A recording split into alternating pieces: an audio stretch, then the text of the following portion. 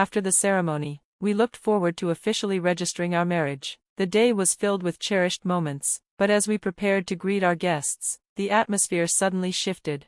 It began subtly, whispers rippling through the tables, curious glances darting toward the corner where Peter's parents and a few of their relatives had gathered. At first, I thought it was just the usual chatter, but then Peter's mother, already flushed from too much wine, took the microphone. Her words, slurred yet sharp, cut through the cheerful music. "Patricia," she called, her voice echoing across the reception hall, "if you are to be part of this family, there are responsibilities." The room quieted instantly. I felt my heartbeat quicken as I turned toward her. She didn't stop there. "Our son, Peter, has always lived in comfort. As his wife, you must contribute $55,000 every month. That is the least you can do to support this family."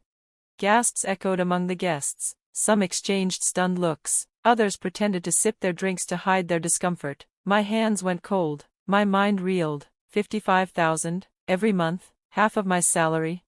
Before I could gather my voice, Peter's father chimed in, as if her demand needed reinforcement. "Yes, Patricia, you have a good job, you can afford it. That money will ensure our family stays strong. It is too late to back out, you're already one of us now." The humiliation was unbearable. My lips trembled as I stood frozen, my joy draining away in front of everyone I knew. My colleagues from work, close friends, and even distant relatives. Every pair of eyes was locked on me, waiting for my reaction. Peter, beside me, looked equally stunned, though he didn't move. His silence pierced deeper than his parents' words. I needed him to speak up, to defend me, but he simply stared, wide-eyed. It was my father who stepped forward. He walked with the steady grace of a man who had weathered storms far harsher than this. Taking the microphone firmly from Peter's mother's hand, he turned to face the hall. His voice carried both authority and disappointment. "This is my daughter's wedding day," he declared, his tone strong enough to silence even the whispers. "Not a market, not a business transaction. How dare you humiliate her in front of everyone? If you cannot recognize the value of her character, her hard work, and her heart, then you disgrace yourselves, not her."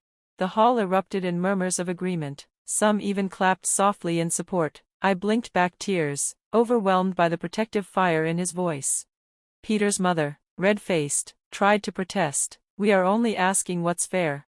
But my father cut her off, his words like steel. "Fair? My daughter owes you nothing. She is not marrying your bank account. She is marrying your son. If you cannot welcome her with respect, then you should be ashamed." His words left them speechless. Peter's father avoided eye contact. His mother's lips quivered, but no further words came. Peter finally found his voice, though it was faint. "Mom, Dad, this isn't the time or place." But it was too late, the damage had already been done. The music resumed awkwardly, though the air still felt heavy. Guests tried to pick up the mood, but I could sense their pitying glances. My father gave me a reassuring squeeze on the shoulder before returning to his seat.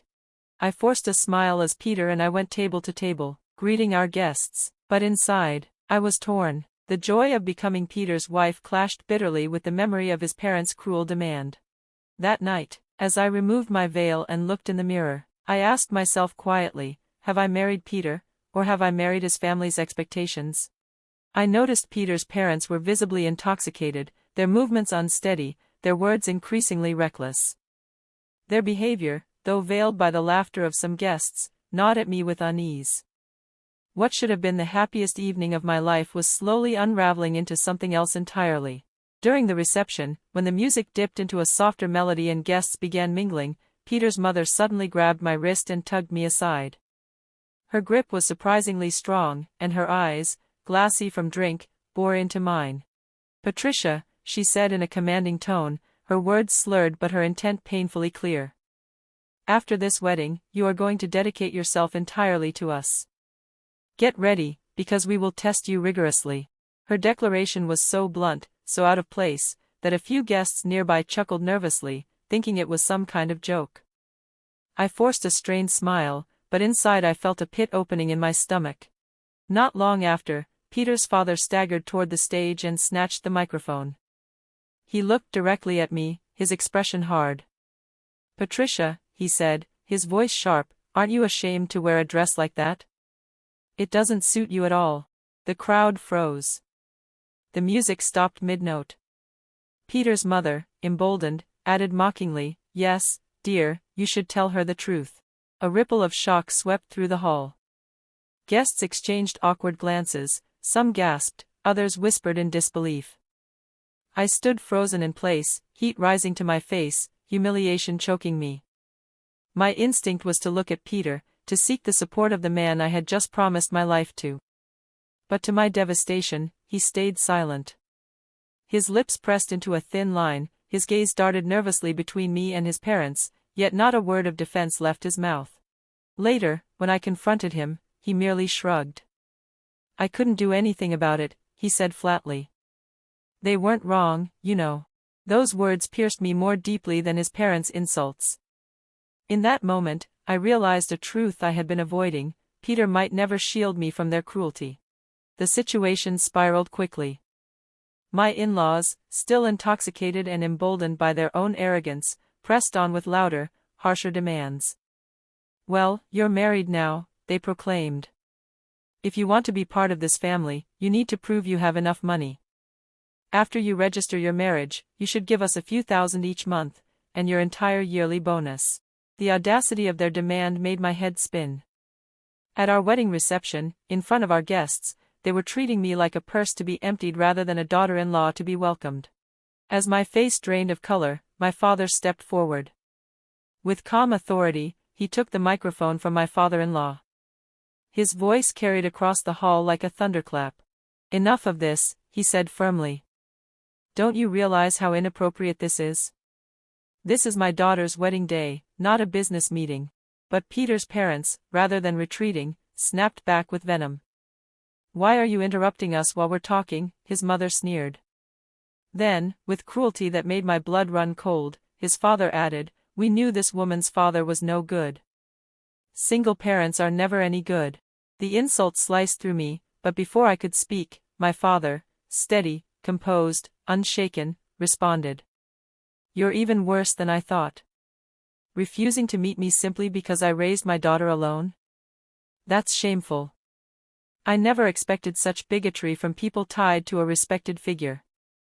I assumed President Donald's employees would show more decency." The mention of President Donald made my father-in-law stiffen, his bravado faltering. "How do you know President Donald?" he asked, his voice suddenly nervous. My father met his gaze evenly. "He's not just a business partner of mine, he's an old friend. And more importantly, he was raised by a single mother. So when you mocked single parents, you didn't just insult me. You insulted the president of the company you work for." The room erupted in murmurs. Faces turned toward my in-laws, some with disbelief, others with barely concealed smirks. The realization hit my father-in-law like a hammer. His arrogance evaporated. His knees buckled, and to the astonishment of everyone, he dropped to the floor, begging. I apologize, sir. Please don't mention this to the president. I beg you." The image of him kneeling, his earlier cruelty replaced by pathetic pleading, was burned into my memory. Guests began whispering louder, some even laughing. A few pulled out their phones, capturing the moment. The mighty in-laws, reduced to groveling in front of the very man they had just insulted. My father didn't soften. His voice remained steady, resolute. "Apologies cannot erase the venom you've already spoken." He turned to me, his eyes gentle now. "Patricia, you don't have to endure this any longer. Do you want to leave?" Tears stung my eyes, but my voice was firm. "Yes." Taking the microphone from Peter's limp hand, I addressed the stunned guests. "Thank you all for coming. I appreciate your kindness and your gifts. But there will be no marriage. Everything you gave will be returned." A stunned silence filled the hall. Then, murmurs grew, spreading like wildfire. Some guests clapped softly, as though in approval. Others shook their heads in disbelief. I walked out with my father, my veil brushing the floor behind me like the closing curtain of a play. I didn't look back until I reached the doors. Peter stood frozen, his face pale, while his parents slumped in disgrace, their relatives swarming around them in confusion. The consequences were swift. Word spread quickly among Peter's colleagues who had attended. His reputation crumbled overnight. He was seen as weak, incapable of standing by his wife-to-be. The humiliation grew so unbearable that he eventually resigned. Worse still for his family, news of the scandal reached President Donald himself. My father-in-law was demoted and reassigned to a remote countryside office, stripped of his influence. Socially, too, their family became outcasts, whispered about and avoided at gatherings. As for me, I found solace in the one person who had always stood by me, my father. In the weeks that followed, we grew closer than ever.